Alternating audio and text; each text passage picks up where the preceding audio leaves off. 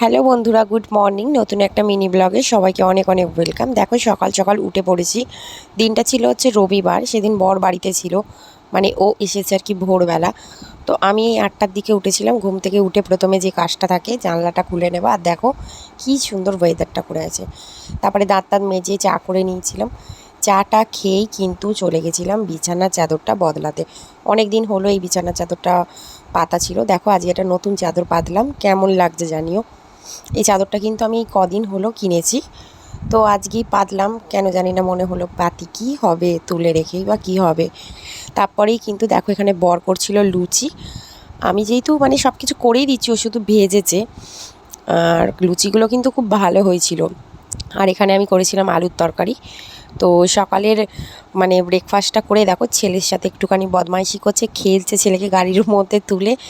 তারপরেই দেখো দেখা হচ্ছে আবার বিকালবেলা আমরা একটু চলে গেছিলাম, মানে বেরিয়েছিলাম আর কি ঘুরতে। দেখো ছেলে কেমনভাবে জাপটে বাবাকে ধরেছে, মানে বাবা অন্তর প্রাণ বলে না, সত্যি কথায় আছে না, মা বাবা ছাড়া এই দুনিয়াতে কেউই আপন হয় না। এখন নিজে মা হয়ে বুঝতে পেরেছি, সত্যি মা বাবা ছাড়া কেউই আপন হয় না এই পৃথিবীতে।